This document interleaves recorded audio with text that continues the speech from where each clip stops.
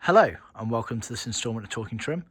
I'm Jonathan Skinner and today we are looking at the Windscreen A-Post pillar frame units for the Jaguar E-Type open two-seater Roadster.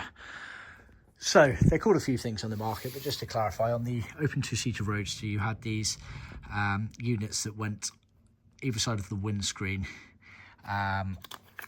in front of the door windows. So that's what we're talking about here. Now, it's worth referring to my other videos on my YouTube channel. The link will be at the end of this video here and in the text below, because I've done another video kind of detailing these kits here. But just to give a brief overview, the Series 1 cars, it was a metal panel as per these. These are aftermarket metal panels, but the concept is still the same, trimmed in a vinyl or leathercloth material. Colour-wise, it seems like the early cars went with the same colour as the main trim, i.e. red on this red interior car. And then at some point they switched to a standardised black colour. So we always ask what colour you want them in for those early cars.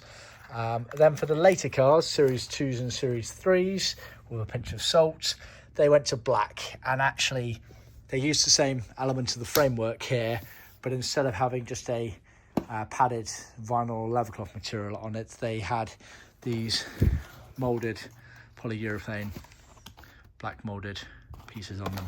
And this is what I wanted to kind of detail, because we're in the process of actually trimming a set of original frames up for a customer, and so we've got the various stages here, as you can see.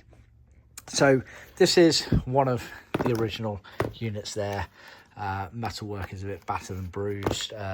Goodness knows why there's some gaffer tape on there, but either way, we're re-trimming them for him using, this is from a Series 2, so we're using these moulded plastic kits here, which already has the element of the sort of foam padding bonded inside of it. So all you're doing with this, it's a pretty easy job actually, is gently heating it up using a hairdryer, wrapping it around the plastic effectively, and trimming it, gluing it down using a proper contact adhesive as per this one here. So we did offer to replace the metalwork with brand spanking new nice shiny metalwork, but the customer wanted to save a few pennies here and there where he could, so we've just gone round. Obviously the face is the only part you're going to see anyway, so the backing he's not too concerned about here. It's worth noting as well that the original fixings were these style here,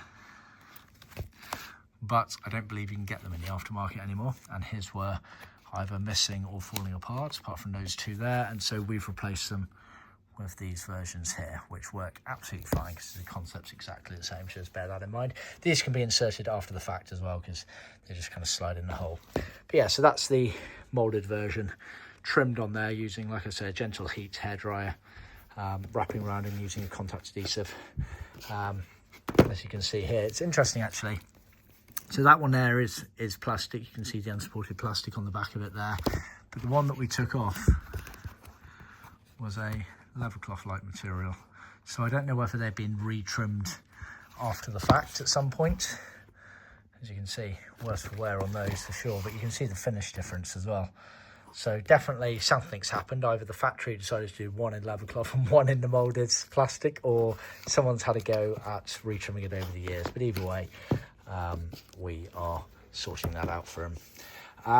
Like I say, we can supply these units, so we can either supply them untrimmed like this, or we can supply them trimmed up, either in the kind of Series 1 spec where it's a padded vinyl or leathercloth material, colour either matching your interior or in black, or the Series 2, Series 3s, which were these elements here that you wrap around and mould, so we can supply them trimmed up. We also sell absolutely tons of those just as kits. That's that kit there effectively, which is a pair of them, which we sell, like I say, absolutely loads of those for all of our E-Type kits just on their own, so that you can redo them at your own, because it's a fairly simplistic job. So only if you're not particularly confident in the trimming process, or if they're damaged beyond belief or missing, then obviously we can fill in that void and sort it all for you. But yeah, just thought I'd do a quick video there just to show you the element of those. What we've done here at the top here as well, just notice we've floated over.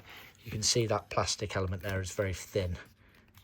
That's what obviously where the soft top latches in, so it's easier and neater to sort that bit at that end, at your end, during the fitment process, because you can effectively just make a hole big enough for what you need and work it around there, so there's no exposure done on that. So all of these things we do by design, in terms of leaving certain elements floated over and in, so that you can attain the best finish at your end. So just bear that in mind as well.